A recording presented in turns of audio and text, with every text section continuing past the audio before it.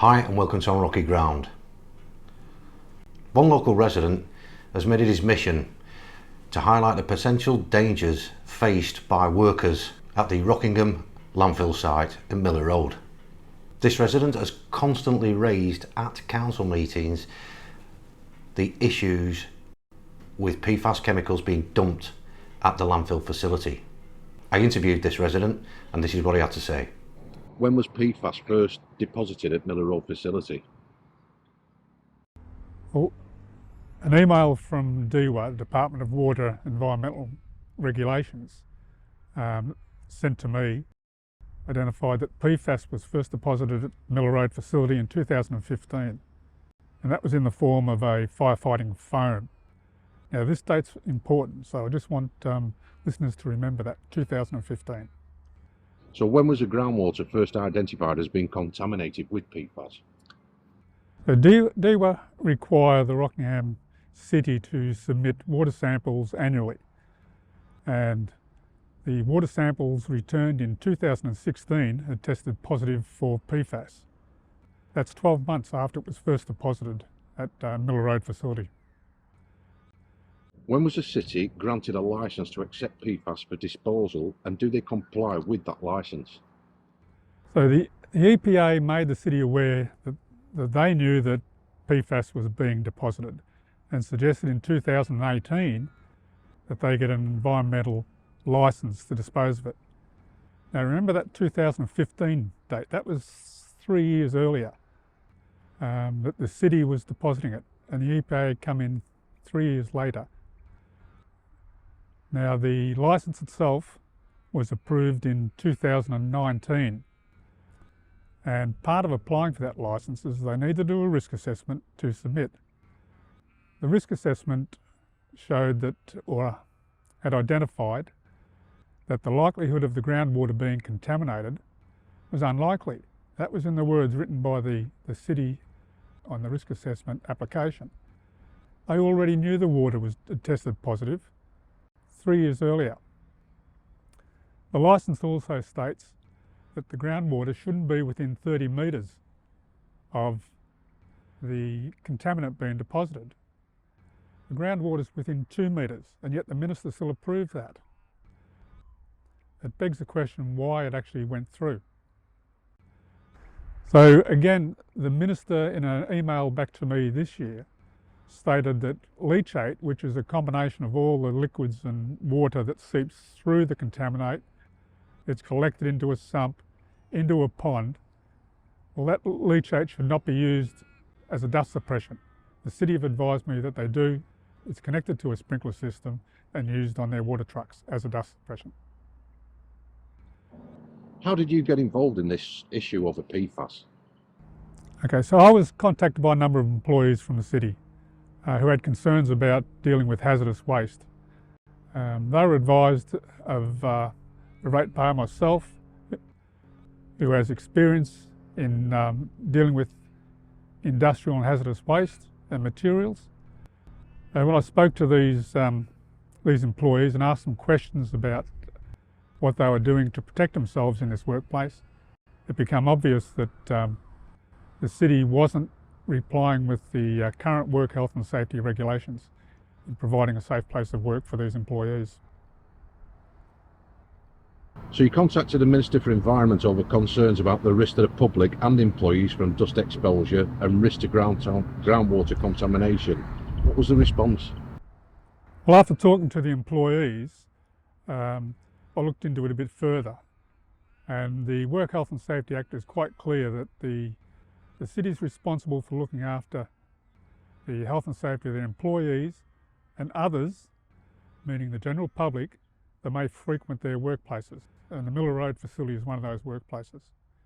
So when I looked into it and visited the site, it wasn't apparent to me that there was any dust monitoring in place, no signage to alert the public of the risks and the hazards that they may be confronted. The licence talks about an exclusion zone of 1 kilometre from the contaminant for residential areas, when the public were within 100 to 200 metres of the disposal area, with no protection no alerts, no warnings, nothing in place to make them aware. So the Minister also highlighted that the water taken from the groundwater was safe to drink. Now, I wasn't aware in the early stages, but the employees use the bore water or the groundwater for their drinking water. So again, back to 2015, they'd been using bore water as their main source of drinking supplies. Now, the Minister also referred to it being safe under the National Environmental Management Plan developed in 2020. Again, 2020, that's 5 years after the first disposal of PFAS at the Miller Road facility. I understand you met with our local MLA to raise concerns about the issuing of the environmental licence and the risk to the city economically and community safety. What response did they offer? So I met with the local MLA, and as you don't, I can appreciate, she would know a lot about PFAS. My knowledge goes back to 1990, being made aware of it back then in industry and removing it from our industrial site. So I explained to her the correspondence that I'd had with her minister, Mr. Whitby, on all this, and urged her to see if she could organise a meeting for me to sit down with Mr. Whitby and go, go through this in a bit more detail. She offered up that, which never eventuated. But at and during the meeting, I offered her a drink of water taken from the Miller Road facility, and explained that the minister said this was safe to drink. But it was fair to say that she wasn't game enough to try the water. So we'll let that one slide. You contacted the Department of Water and Environment Regulations over concerns that contaminated groundwater and that it was supplied to workers as drinking water through a bore. What was their response? So given that the workers had been exposed to this from 2015 in their drinking water supply, I asked the Department of Water and Environment and Regulations how much of this water could be consumed, over what period could they consume it, before it became unsafe to drink. The response was they were unable to answer the question because it was an emerging global contaminant, and they didn't have enough information to say what was the safe levels. And they referred me back to the National Environment Management Plan of 2020. You contacted WorkSafe over concerns to the public and workers from dust exposure from hazardous waste. What was their response? Well, given the responses I got back from the workers on what wasn't in place from a regulations point of view, and that the city had a duty to protect the general public at the Miller Road facility, I questioned WorkSafe about completing an investigation into the facility. Some weeks later they got back to me and said there was nothing to investigate, and they had spoken to the relevant people on site. So I took it upon myself that I now had contacted a few employees and spoke to the individual that they claimed to have spoken to on site.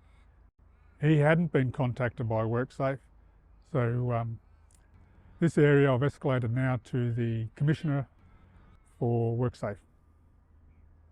You now have on several occasions raised concerns, presented facts at council meetings during 23, and have met with the Mayor privately and presented evidence and recommended she independently investigates these concerns. What was her response?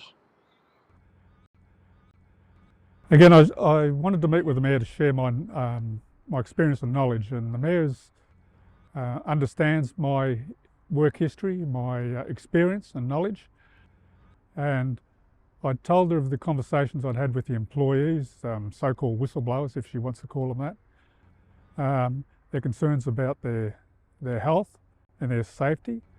I referred to employees being bullied over raising concerns about health and safety issues, and suggested that she organise an independent investigation outside of the city controlling one. And she took this back to council or to the administration, and that's where it stopped. The councillors weren't informed at the time, so the decision seemed to have been made by the mayor. It's interesting to know that the local government insurance scheme has identified that elected members, councillors, have a responsibility under the Work Health and Safety Act to respond to any health and safety concerns brought to them about that may impact employees and ratepayers. That seems to have been dealt with in a strange manner at the moment, just wholly and solely by the mayor. So if these allegations come to fruition, what do you believe the mayor should do? Well, I'm well down the path of proving all these allegations. So I've volunteered my time to work with the union representative of the employees to ensure that they know the right questions to ask of WorkSafe. Their legal team are involved because they're concerned about health issues with current employees and past employees. So when all this is resolved and the facts come out, I can't have done any more than present the facts and the truth to the mayor. So given her path that she's taken to support the city rather than the ratepayer, I would expect her to stand down. If that's not the case, I would expect the councillors to stand her down and call for an independent inquiry. Where to from here? Well, again, I'll continue to work with the union, their legal team and the employees to make sure that the WorkSafe Commissioner has all the facts and is better placed to investigate the work conditions of Miller Road facility. So as you can see, the potential for the water table being polluted in and around Rockingham is very real. Thanks for listening. Take care.